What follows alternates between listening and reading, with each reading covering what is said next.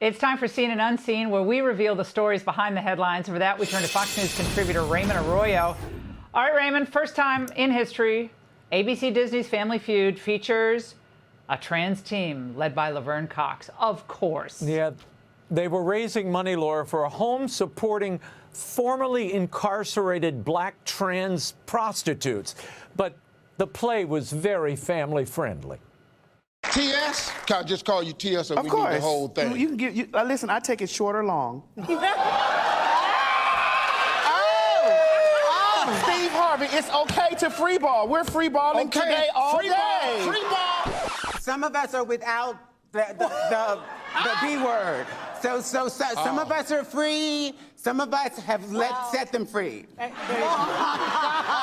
Oh my God. Mine is named Chucky. Friends to the end. Laura, poor Steve Harvey passed away during that segment. He couldn't wait for that fast money round to come. It couldn't come quick enough. But when did removal of body parts become common or acceptable conversation during the family hour on a game show? You know, 100 people surveyed, top 10 answers are on the board. What should you never remove? I doubt if that question came up, but maybe it should have. Well, just like we were speaking about before, Raymond, they don't get it. Like, this is over. Like, people are on to what they've done to young people and the culture, and they haven't caught up to the narrative yet. But they will catch on when they start losing a lot of money. And that's the only time these people learn, is when they lose a lot of money and ultimately get, update. In that money round, the final money round, Diplo's team, who's the DJ, he actually cut them off at the last moment and won the day. So the prostitute home did not see any winnings from Team Laverne. But the gender bending is not only confined to game shows, Laura. Yeah, but they didn't win the whole kitty. No. This weekend, the Hollywood Bowl featured wicked Cynthia Erivo in the lead role of Jesus Christ Superstar. Yes, she played Jesus. You can't please everyone. It is legitimately a 3-day performance at the Hollywood Bowl, and I get to sing my face off. Hopefully they will come and realize, oh, it's a musical. The gayest place on earth.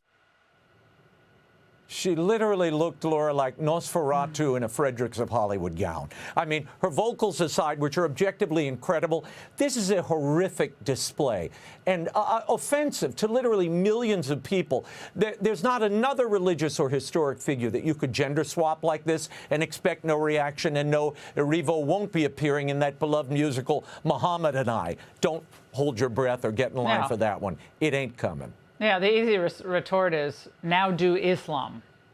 But of course they won't do it. I mean, that you want to tell, now take on Chairman Mao in China.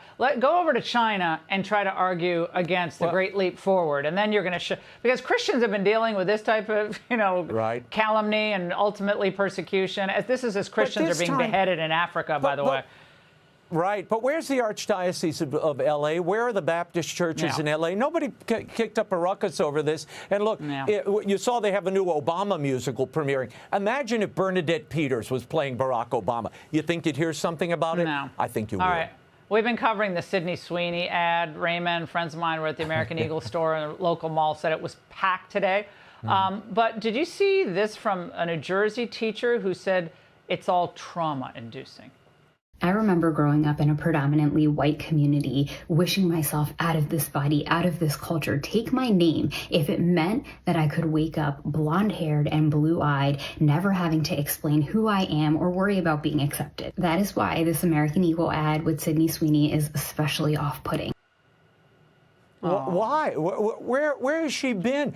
Did she not see Tyra Banks, Naomi Campbell? Hell, Beyonce did her own gene spread, Laura, and white girls weren't having trauma campaigns over it. Look, as I say all the time, let all the flowers bloom. Beauty comes in many forms. But why disparage someone who doesn't look like you? A gene ad is not off-putting. Casting a woman who won't leave your nightmares as Jesus, that could be off-putting, but not a gene ad. Who cares? But Raymond, what I don't understand is all they have done is help this brand. They are doing the most incredible service to American Eagle. And again, I just got a text from a friend of mine's mom who went into the store at her local mall, I guess in Philadelphia, and she said it was the most packed store in the mall today.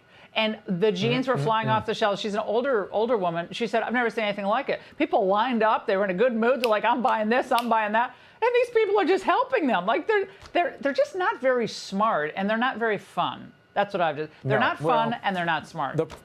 The performative outrage sometimes ricochets against what you intended, and that's clearly what's happening here. And people are going to respond with their pocketbooks, and they are. Well, maybe Jasmine Crockett from Exile, she'll weigh in on the on the jeans ad. She has a lot of time in her hands now. Raymond, great to see you. Thank you very much. All right, that is it for us tonight. Make sure to follow me on social media. Some fun new videos up there. You're going to love these. It's America Now and Forever. Jesse Waters, Primetime, next. Hey, Sean Hannity here. Hey, click here to subscribe to Fox News YouTube page and catch our hottest interviews and most compelling analysis. You will not get it anywhere else.